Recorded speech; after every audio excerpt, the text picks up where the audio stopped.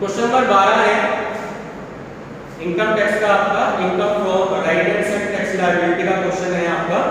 Question number 12, compute the total income of a non resident from the following information.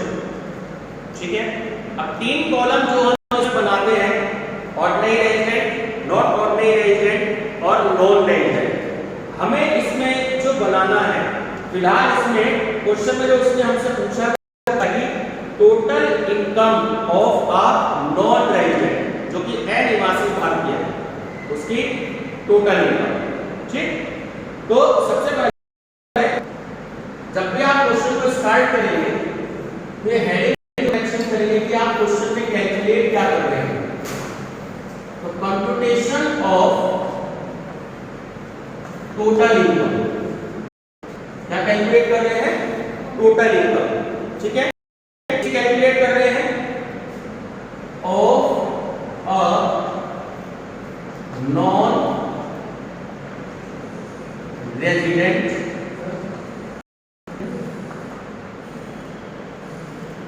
Of a non resident. ठीक है, non resident की close बाकी। चलिए first पढ़िए कि क्या है फर्स्ट उसमें लाइन पढ़ो। Salary for 3 months received in India computed. ठीक है, salary for received in India.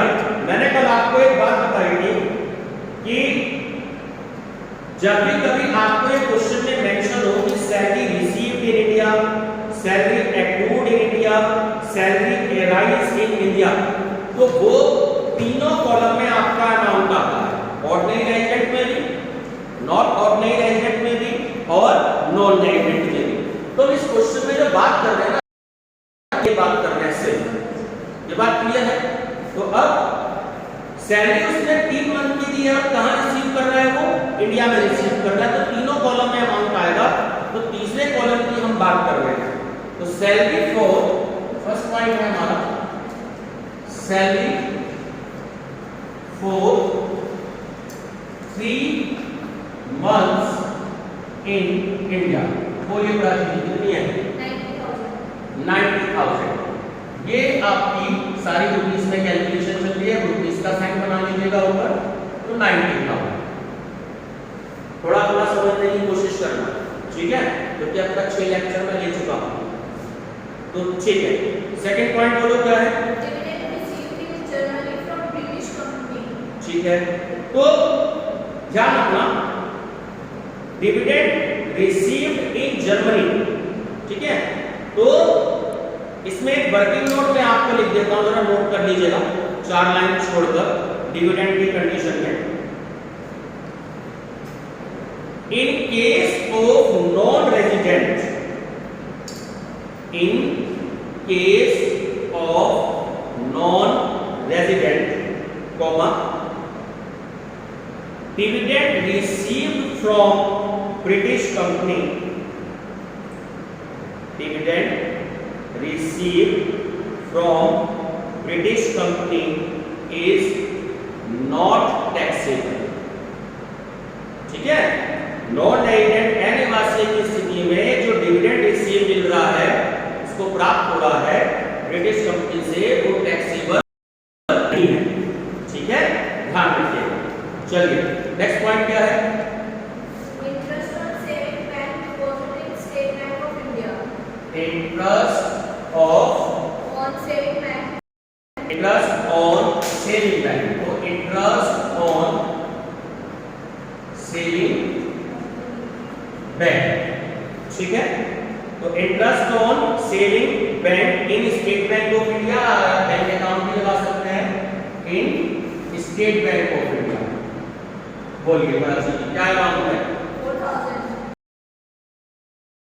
4,000. Fully amount ले लीजिए।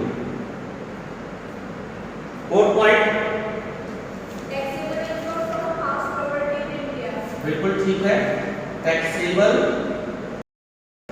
इनकम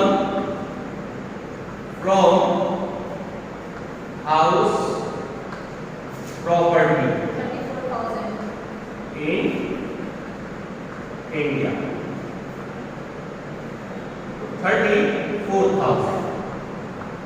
ठीक है, 4 ही पॉइंट इस क्वेश्चन में दिए हैं। 12 क्वेश्चन है, तो एक तरीके से जब हम लॉग क्वेश्चंस करते हैं तो उसका स्टार्टिंग का क्वेश्चन है, नोट है तो ज्यादा अमाउंट भी नहीं लेंगे। चलिए इसका टोटल बताइए कितना है। मेरे हिसाब से टोटल 1,28,000। 1,28,000 इसमें आपका आंसर आ रहा है। ठीक है, क्या कहेंगे हम इसे हम कहेंगे GTI being total income। GTI being total income। मैंने आपको ये बात परसों बताई थी कि जब हम सारे हेड्स का टोटल कर लेते हैं तो उस टोटल को फाइनली क्या कहते हैं, gross total income. Gross total income में से अगर क्वेश्चन में हमारे पास डिडक्शन है एंट्री सी से एंट्री यू तक की, तो हम उसको माइनस कर लेते हैं, तब हमारी टोटल इनकम आती है। ये बात क्लियर है। तो यहाँ और तो कुछ क्वेश्चन में कुछ है नहीं, तो इसलिए हमने मेंशन कर दिया कि GTI बीइंग टोटल इनकम। ठीक है, ये आपका 4 नंबर का क्वेश्चन एग्जाम में आ सकता है, ये आपका शॉर्ट क्वेश्चन है। ठीक, क्लियर है। चलिए नोट डाउन कर लिया, बहुत अच्छा क्वेश्चन है, ध्यान रखिए।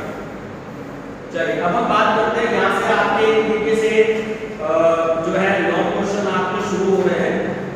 तो लॉन्ग क्वेश्चन की बात करते हैं अब आपके क्वेश्चन नंबर 30। तो फॉर्मूला बना रखा होगा आप लोगों ने।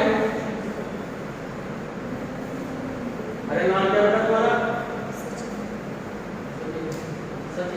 सचिन। तो थोड़ा सा रेगुलर आ जाओ, थोड़ा सा रेगुलर आ जाओ। चलिए, Indian citizen mister Abhishek, a government employee, has the following taxable income for the previous year 2020 and 21। ठीक है, अब इसमें क्वेश्चन में आपको 5 इनकम दे रखी है, तो मैं बताऊंगा कि वो दूसरा लास्ट लाइन है कि compute taxable income of mister Abhishek for the assessment year 2021-22 if he is. तो तीनों कंडीशन देनी है, तो ऑर्डिनरी रेजिडेंट भी है और नॉन रेजिडेंट। ठीक है, तो सबसे पहले देखिए मैंने लाइन लिखी थी यहाँ पर कंप्यूटेशन ऑफ टोटल इनकम, ये लाइन तो आपको ऐसे ही मेंशन करनी है। अब आगे आप नाम बदल देंगे, नाम क्या है? ऑफ मिस्टर अभिषेक। ठीक है, अब ये बात ध्यान रखिए कि बच्चे जल्दी जल्दी में हेडिंग नहीं लिखते। ये हेडिंग नहीं लिखेंगे एग्जाम में 1 से 2 नंबर आपके काट सकता है एग्जाम में। तो 4 हर एक क्वेश्चन में लाइन आएगी, लगभग ध्यान रखिएगा। फॉर दी असेसमेंट ईयर 2021 और 22, ये वाली बात क्लियर है। 2020 बच्चे इस लाइन को नहीं लिखते, मेरे जैसे टीचर 1 नंबर काट लेते हैं, क्योंकि ये हमें हेडिंग लिखना बहुत जरूरी है। क्वेश्चन में हम जो सॉल्व कर रहे हैं वो क्या सॉल्व कर रहे हैं, हम एग्जामिनर को क्या शो करना चाहते हैं। तो ये स्टार्टिंग में आ गया कि हम जो है टोटल इनकम शो कर रहे हैं मिस्टर अभिषेक। ठीक है, अब परफॉर्मा जो आपने बनाया था, एक लाइन यहाँ पर हम और मेंशन करेंगे कि वो क्वेश्चन में मेंशन है कि वो इंडियन सिटीजन भी है, गवर्नमेंट एम्प्लॉय भी है। ये लाइन आपको वो यहाँ एक तो इंडियन सिटीजन है, पहला क्वेश्चन है, इसलिए आपको मैं बता रहा हूं, और क्या है वो गवर्नमेंट एम्प्लॉय भी है, गवर्नमेंट एम्प्लॉय भी है। ये लाइन और बीच में आप मेंशन करें। ठीक, चलिए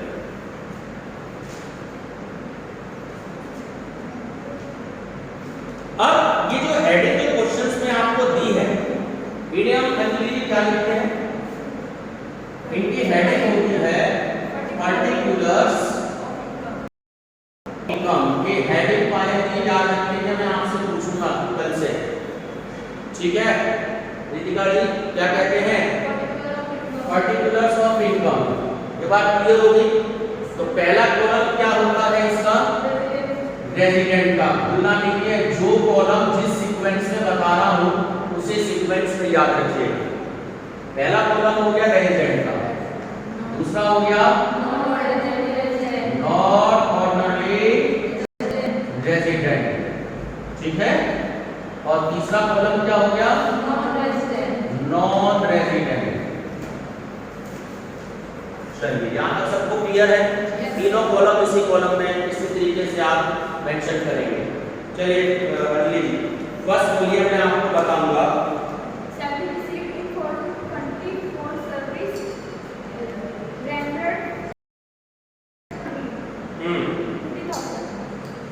देखिए लिखा है क्वेश्चन में, साफ मेंशन है कि salary received in foreign country for services rendered that country, ठीक है।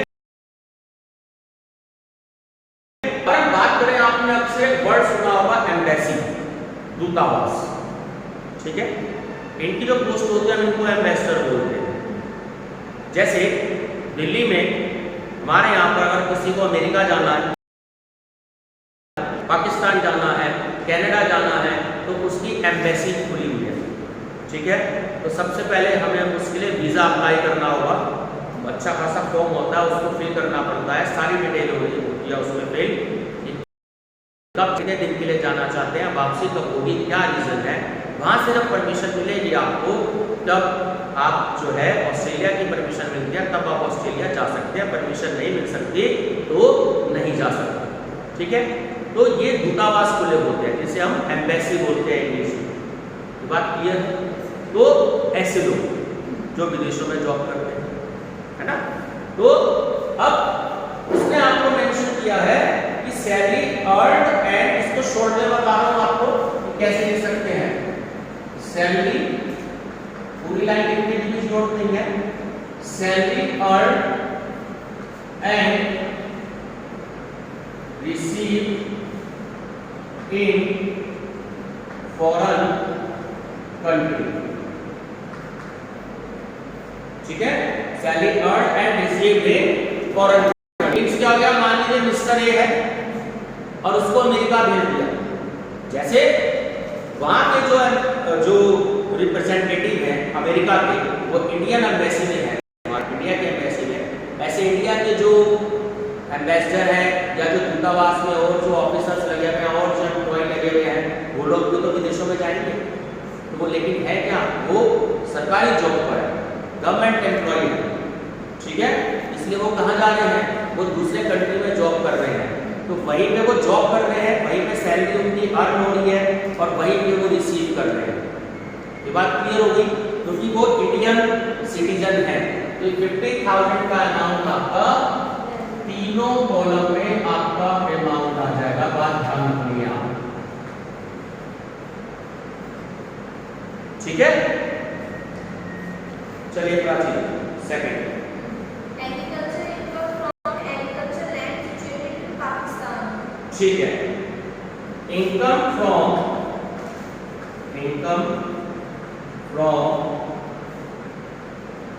Agriculture land situated in Pakistan. Situated की हिंदी होती है फाइल में स्थित होना। जो एग्रीकल्चर लैंड है वो कहां पर स्थित है, वो पाकिस्तान में स्थित है। लेकिन हमारे इंडियन गवर्नमेंट के अनुसार एग्रीकल्चर इनकम एग्जम्प्ट होती है, उस पर कोई भी टैक्स नहीं लगता। लेकिन ये इनकम कहां की है, पाकिस्तान की है। ये बात आपको ध्यान रखनी है। ये जो 20,000 का अमाउंट आपको गिवन है ना, तो सिर्फ फर्स्ट कॉलम में आ जाएगा, ठीक है। सेकंड और थर्ड कॉलम में, ठीक है। तो वो लैंड कहां पर है, पाकिस्तान में। तो यहाँ पे भी 20,000 नहीं आता, क्योंकि इंडिया में एग्जाम होती है, बात आपको ध्यान रखनी है, ये बात ध्यान रखना। चलिए third low, dividend by N Indian company payable outside India. चलिए इसको नोट कर लीजिएगा, वर्किंग नोट इसका नोट कर लीजिए। डिविडेंड रिसीव्ड 5-7 लाइन छोड़ दीजिएगा। और ये वर्किंग नोट एग्जाम में नोट नहीं करोगे ना तो एग्जामिनर मार्क्स काटता जाएगा, इसलिए आप ध्यान रखेंगे। पूरे 15 आउट ऑफ 15 या किसी यूनिवर्सिटी में 20 का मार्क्स है, किसी यूनिवर्सिटी में 10 का मार्क्स होता है, पूरे मार्क्स लेने होते हैं तो हमें इसके इंपॉर्टेंट नोट देने होते हैं। ठीक है, तो क्वेश्चन में मेंशन है कि dividend by N Indian company. मैंने आपको ये बात 2-3 दिन पहले बताई थी, या तो लिखा हो dividend received from Indian company, या मेंशन हो dividend received from domestic company, या मेंशन हो डिविडेंड रिसीव्ड फ्रॉम किसी भी इंडियन कंपनी का नाम दे दे, पतंजलि, डाबर, झंडू, ठीक है, वेदका, अमूल, कोई भी इंडियन कंपनी का अगर नाम दे देता है तो वो एग्जाम होगा। इससे रिलेटेड नोट लिख लीजिएगा, dividend received from Indian company is tax free, is tax free, ठीक है, with effect from, तो देखिए शॉर्ट में लिख सकते हैं इस तरीके से, with effect from, उसका पूरा नाम होता है से प्रभावी, मतलब उस पर्टिकुलर डेट से प्रभावी है, पूरा नाम होता है with effect from, कब से है आगे लिख लीजिएगा, असेसमेंट ईयर 2004 एंड 2005, तो जो असेसमेंट ईयर था 2004-5 तब से dividend received from Indian company और था वो टैक्स फ्री हो गया। ये बात आपको ध्यान रखनी है, ठीक है। ये नोट लिखवा दिया है आपको, तो नोट देने के बाद आपको यहाँ पे मेंशन करने की जरूरत नहीं है, और आपने मेंशन भी कर दिया तो सीधा आप यहाँ टैक्स फ्री वर्ड लिख सकते हो, ठीक है। चलिए ये बात आपको पता होनी चाहिए कि असेसमेंट ईयर 2005 से ये टैक्स फ्री हो गया था, dividend received from an Indian company. ये बात कृतिका जी समझ में आती है? चलिए नेक्स्ट पॉइंट बोलिएगा, income from transfer of long term capital. तो इनकम फ्रॉम ट्रांसफर, इसको शॉर्ट में आप ऐसे लिख सकते हो, इनकम फ्रॉम ट्रांसफर, शॉर्ट में income from transfer of property, ठीक, situated in India, situated in India, 20,000, ठीक है। अब कहां पर है? इंडिया में है ना, तो तीनों कॉलम में आपका अमाउंट आ जाएगा, ये बात ध्यान रखना,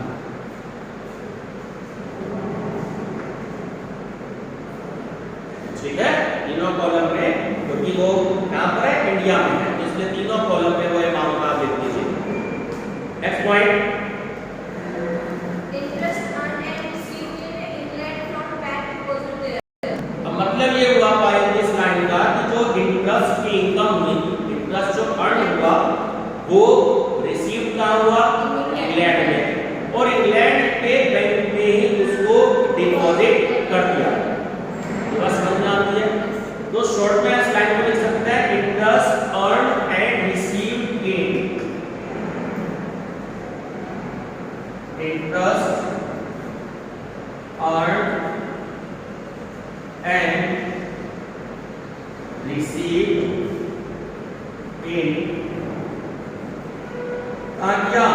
इंग्लैंड में किया, ठीक है, क्योंकि वो इंडियन सिटीजन है, तो इसलिए फर्स्ट कॉलम में तो आपका अमाउंट आएगा, और सेकंड और थर्ड कॉलम में अमाउंट नहीं आएगा, 5,000। तो इस बात का आपको ध्यान रखना, ये बात समझ में आती है? विदेश की इनकम विदेश में ही अगर अर्न कर रहे हैं और विदेशों के बैंकों में ही जमा कर रहे हैं, ठीक है, तो फर्स्ट कॉलम में आपका अमाउंट रेजिडेंट में इसलिए आएगा क्योंकि वो एक इंडियन सिटीजन है, बाकी जो है दोनों कॉलम में अमाउंट नहीं आएगा। चलिए अगर हम टोटल करके बताते हैं, हम आंसर चेक कर लेते हैं कितना कितना,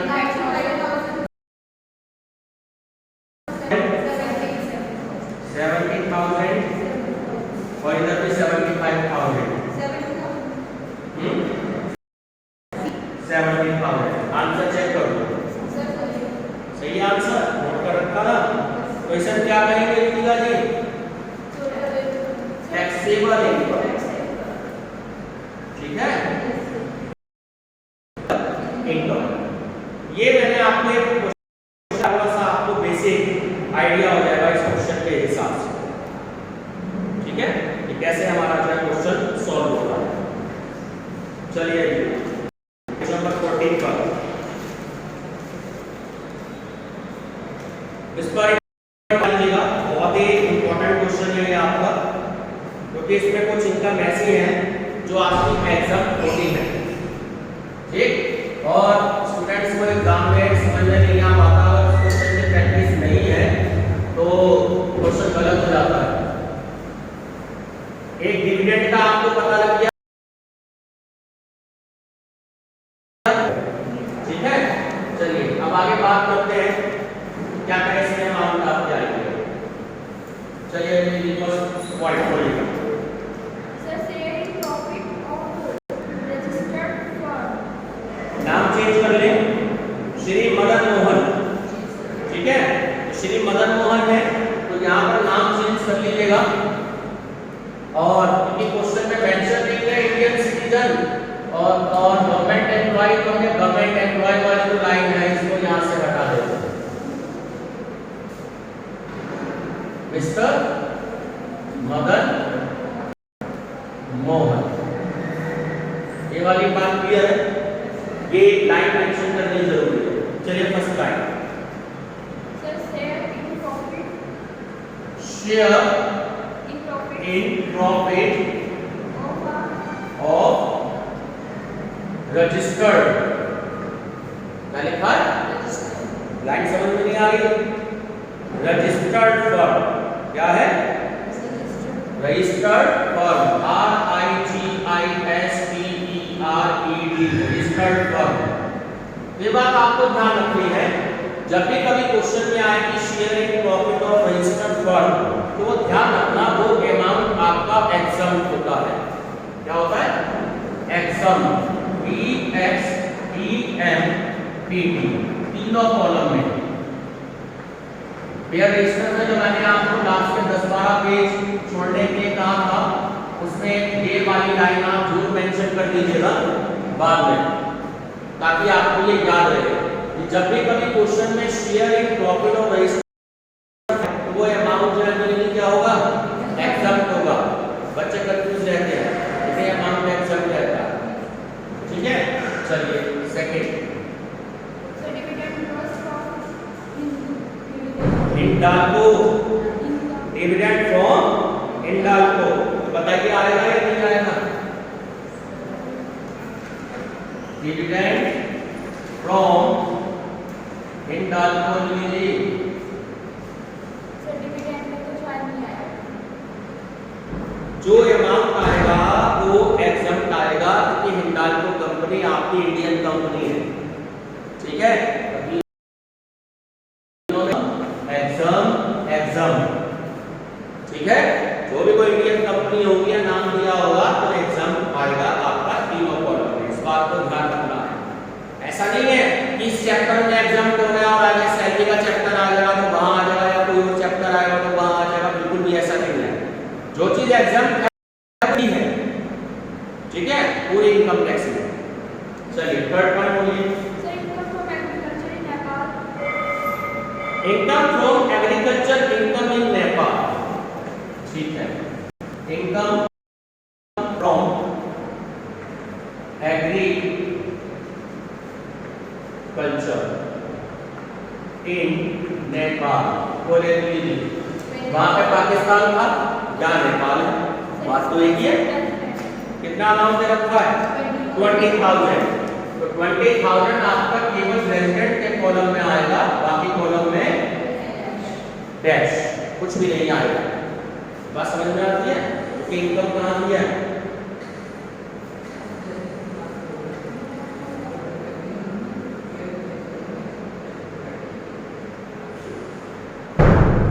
ठीक है, 20,000 आपको।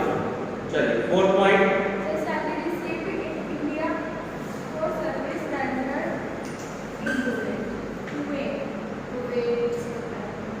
salary received in India for services rendered in Kuwait, तो salary received in India, Karachi Kuwait कहाँ है, मेरठ के कोने पे, दिल्ली कहाँ है तुम्हें?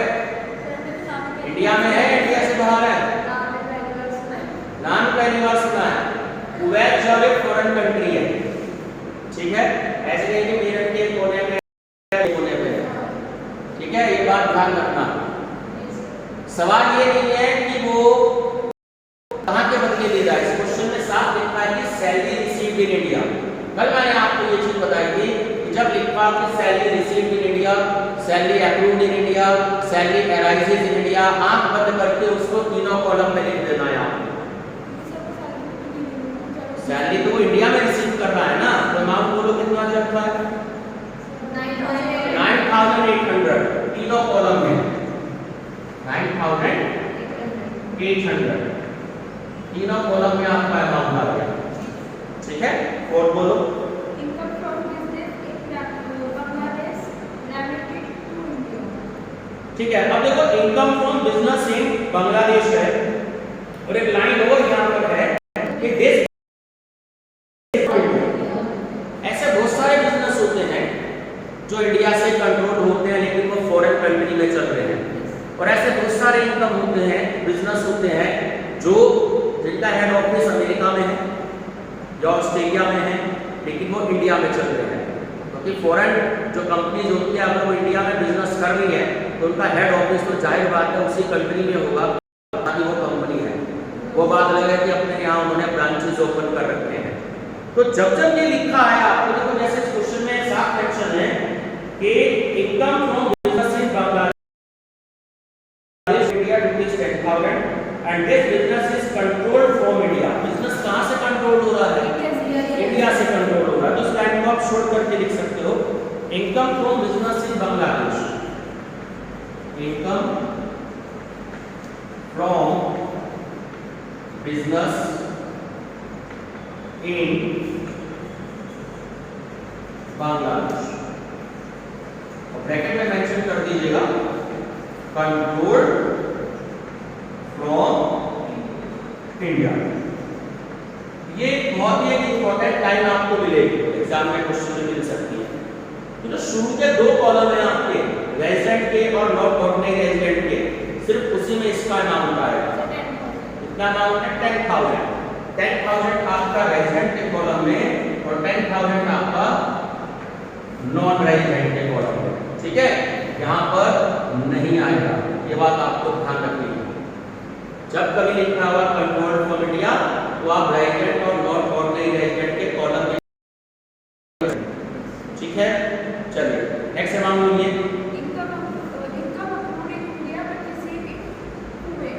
Income earn and received in Bangladesh, line है, ध्यान से समझ लीजिए जो बोल रहा हूं। Income earn and received in Bangladesh from bank deposit rupees 10,000 से अमाउंट आया था, ठीक है। तो इनकम अर्न एंड रिसीव्ड इन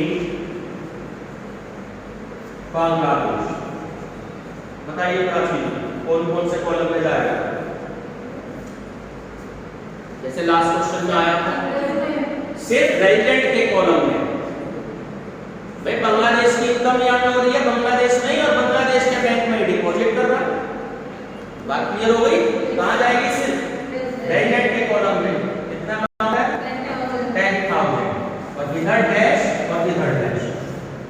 भाई एक लाइन ध्यान रखनी है, फॉरेन कंट्री की इनकम वहीं पे अगर अर्न हो रही है और वहीं के बैंकों में अगर डिपॉजिट हो रही है तो हमें सिर्फ रेजिडेंट के कॉलम में अमाउंट को मेंशन करना होगा, ठीक है। चलिए लास्ट लाइन बोलो क्या है? Income account in India but received in Kuwait. हाँ, इनकम कहाँ की है? सही है, आंख बंद करके तीनों कॉलम में लिख देना है, ठीक है। Income approved in India, income approved in India but received in, कौन सा कंट्री है? Kuwait, KUWAIT। ये बात क्लियर हो गई। तो अमाउंट देखिए क्वेश्चन में गिवन है आपका 5000, तीनों कॉलम में अमाउंट आ गया आपका 5000, 5000 और 5000। ये बात क्लियर हो गई। चलिए ये टोटल बताएं सभी। सर 54800 54800 24800 24800 1480। चलिए आंसर चेक कर लीजिएगा। यही है। तो हमारा आंसर दे रखा है 54800 24800 और 14800। क्या कहेंगे हम इसे? Taxable income. ये जो इतना सा क्वेश्चन है ये आपका सीसीएस यूनिवर्सिटी मेरठ में 15 नंबर का आता है। ठीक है, लगभग 2 साल मेडिकल आता है, 1 साल थ्योरी आता है।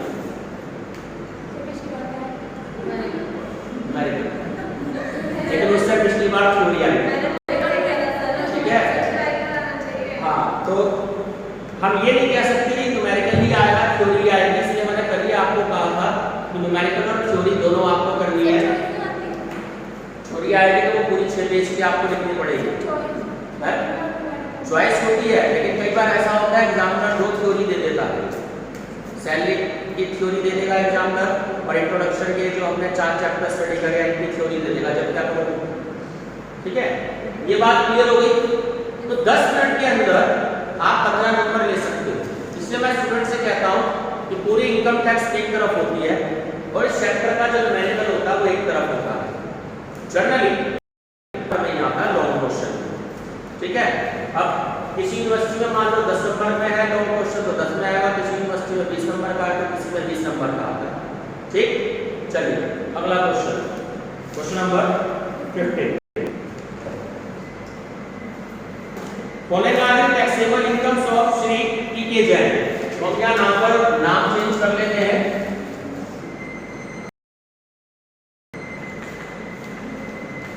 पीके जैन। ठीक,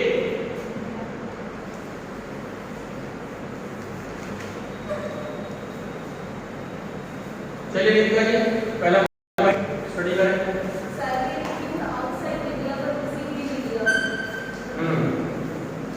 तो 2 क्वेश्चन जो आपने पढ़े दोनों क्वेश्चन में मिलाकर के लगभग हमने 10-11 पॉइंट समझ लिए। अब हम क्वेश्चन को आपको पे, ठीक है, तो सैलरी एक्रूड आउटसाइड इंडिया। ठीक है, सैलरी एक्रूड, तो लाइन शॉर्ट कर सकते हैं, salary accrued outside India, outside India, but कहां रिसीव कर रहे हैं वो? Receive in India. तो रितिका जी कहां जाएगा ये क्वेश्चन में? कितने अमाउंट 30,000 दिया है, 3 में जाएगा। तो तीनों कॉलम में आपका 30,000 का अमाउंट आ गया। क्लियर? चलिए सेकंड पॉइंट की स्टडी करिए। Interest on debentures of medicine company in New York which was received in India 10,000। ठीक है, अब इस लाइन को तुम चाहो तो बच्चे शॉर्ट कर सकते हो एग्जाम में। हमारे यहाँ की लाइन सिर्फ ये है कि interest on debentures received in India, interest on debentures received in India. तो हमारे लिए जो काम की बात ये है कि वो जो इंटरेस्ट और डिबेंचर जो था उसने कहां रिसीव किया? इंडिया में। तो 10,000 का अमाउंट रिसीव किया। अगर इंडिया में रिसीव कर रहा है तो 10,000 तीनों कॉलम में आपका अमाउंट आ गया। बात क्लियर हो गई? इंपॉर्टेंट ये है कि वो रिसीव कहां कर रहा है।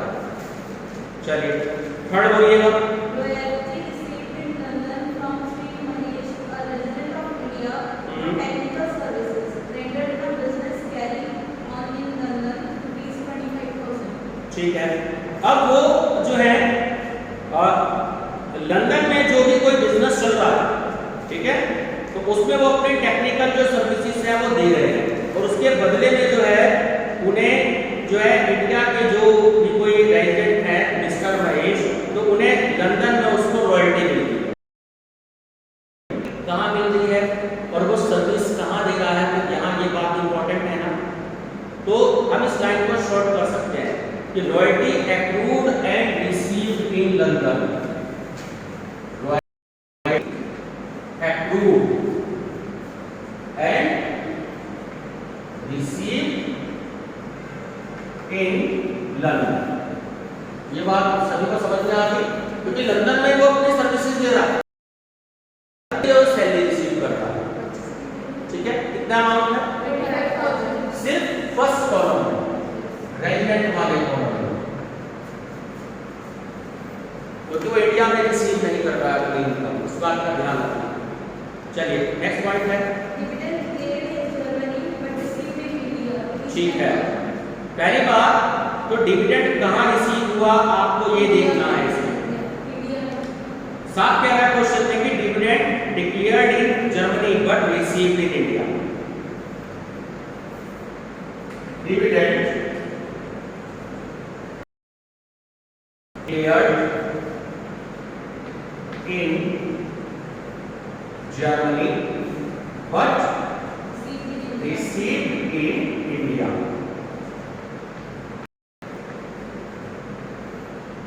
ठीक है, तो इंडिया में रिसीव कर रहा है। सवाल ये नहीं है कि वो इंडियन कंपनी है, कहीं टेंशन नहीं है इस लाइन में। तो 10,000 का अमाउंट है, ठीक है, तीनों कॉलम में 10,000 का अमाउंट मेंशन कर दीजिए। ये वाली बात सभी को समझ में आती है, क्योंकि डिक्लेयर कहाँ हो रहा है, वो जर्मनी में हो रहा है, फॉरेन कंपनी में हो रहा है। ठीक है, रिसीव इंडिया में हो रहा है। चलिए next, profit from a business of an Indian firm ₹20,000। चलिए इस बात को आप ध्यान रखेंगे, profit from a business, profit from a business, आगे क्या है लाइन,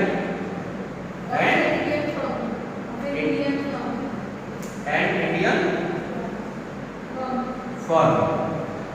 तो सभी बच्चे ध्यान रखेंगे ये अमाउंट एग्जाम्प्ट होता है, अगर किसी भी कॉलम में ये अमाउंट नहीं लीजिए, रात्रि से मत देखो, एग्जाम्प्ट।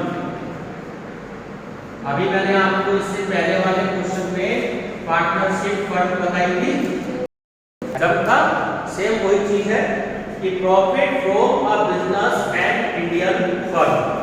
जब जब आएगा क्वेश्चन में एग्जाम्प्ट होगा तीनों कॉलम में, ये बात आपको याद रखनी है। तो जब आप नोट्स बना रहे हो लास्ट के 10 पेज में, तो इस लाइन को भी आप नोट करेंगे, क्योंकि ये चीज अभी तो याद है, 4 दिन बाद अगर नहीं पढ़ोगे तो भूल जाओगे। ठीक, चलिए नेक्स्ट बोलिएगा।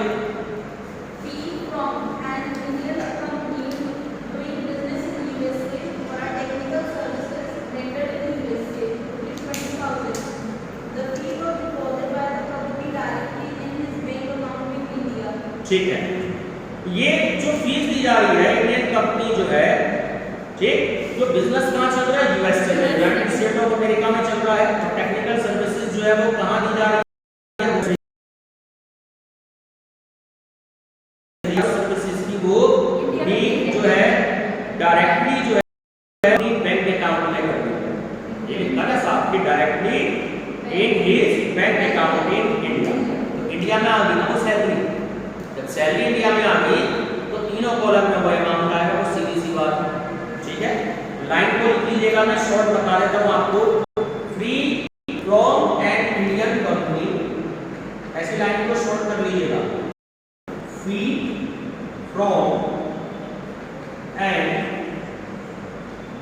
Indian company doing business in USA, doing business in USA, ठीक, which was deposited directly, which was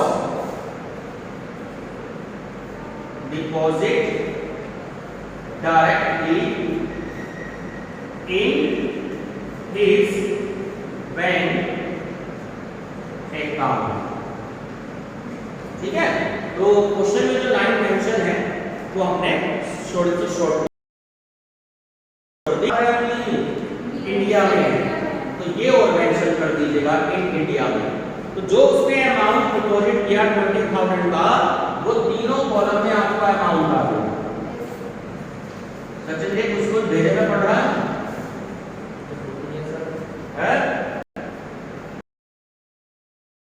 ऐसा कुछ नहीं होता, जब बुक आ जाएगी जब समझने की कोशिश करोगे, बिना बुक नहीं आएगी तो समझने की कोशिश नहीं करोगे। हाँ, तो लेक्चर मिस करोगे तो बहुत ज्यादा लॉस हो जाएगा। चलिए last point. Profit from hotel business in Nepal is 15,000। ठीक है, तो लिखा है profit from business at Sri Lanka, sorry Nepal लिखा है profit from a hotel business in Nepal. Note कर लीजिएगा, profit from a hotel business in Nepal. Business कहाँ है? नेपाल में। नेपाल में। अब देखो कितना अमाउंट दिया है, क्वेश्चन में 15,000 दिया है, तो क्योंकि नेपाल में बिजनेस है, इसलिए केवल रेजिडेंट के कॉलम में आएगा आपका 15,000। ये बात ध्यान रखेंगे, अगर ये इंडिया में होता तो तीनों कॉलम में आ जाता। ठीक है, ये बात आपको याद रखनी है कि फॉरेन कंट्री में अगर कोई प्रॉफिट हो रहा है तो केवल स्टार्टिंग के रेजिडेंट के कॉलम में अमाउंट आएगा। ठीक, लास्ट कॉलम है इसमें आपका, लास्ट जो इसमें गिवन है information, profit from business business is controlled from India. ठीक है, लास्ट क्वेश्चन में जो बताया था, they profit are deposited in a bank at Sri Lanka ₹10,000।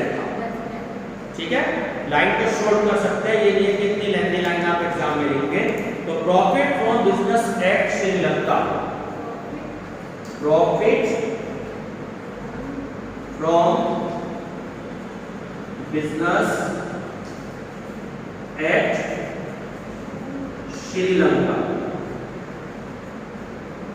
ठीक है, कर लीजिएगा, business is controlled from India, business is controlled from India. क्या बताया मैंने प्राची जी इसके बारे में? जब अगर बिजनेस इंडिया से कंट्रोल होता है तो स्टार्टिंग के दो कॉलम में रेजिडेंट में और नॉट और नहीं रेजिडेंट में अमाउंट रखा है 10,000, तो 10,000 यहां मेंशन कर दीजिए और 10,000 यहां मेंशन कर दीजिए। बताएंगे मेरे को 1,20,000। ठीक है, 1 बाय 1 1,20,000। 1,20,000 80,000। 70,000। आंसर चेक कर लो, सही answer taxable income, taxable income. ठीक है, बोलो। सर ये जो लास्ट में लिखा हुआ है पॉइंट में the profit are deposited bank at Sri Lanka, तब सर श्रीलंका में हो रहा है तो फॉरेन कंट्री में जमा कर दिया ना वो जो प्रॉफिट हुआ। अरे लाइन मेंशन है कि profit are deposited in a bank at Sri Lanka. Bank कहाँ है? श्रीलंका में। श्रीलंका के बैंक अकाउंट में जमा कर दिया वो 10,000 रुपए का जो प्रॉफिट हुआ। ठीक है, लेकिन वो कंट्रोल कहाँ से हो रहा है? वो इंडिया से कंट्रोल हो रहा है। तो जब जब ये मेंशन होगा क्वेश्चन में कि इंडिया से वो कंट्रोल हो रहा है बिजनेस, तो आपको शुरू के दो ही कॉलम में वो इनकम तो वही है ना, इंडिया में तो नहीं आई, वो इनकम तो फॉरेन कंट्री में ही रहेगी ना, वहां पे आई नहीं, लेकिन कंट्रोल बिजनेस इंडिया से होगा। ठीक है, जब जब ये मेंशन होगा आप जो है शुरू के दो कॉलम लिखेंगे। बहुत मोस्ट इंपोर्टेंट क्वेश्चन है। इसमें जो मैंने आपको एक 5th पॉइंट जो बताया है, इसको जरूर किया, बच्चे गलती से इसका अमाउंट लिख देते हैं और ये अमाउंट जो होता है वो एग्जाम होता है, इसलिए इसको जो है आप बॉक्स में लीजिएगा, जिससे आप जब भी इस लाइन को देखें तो आपको याद आ जाए कि ये एग्जाम ठीक है, चलिए बाकी क्वेश्चन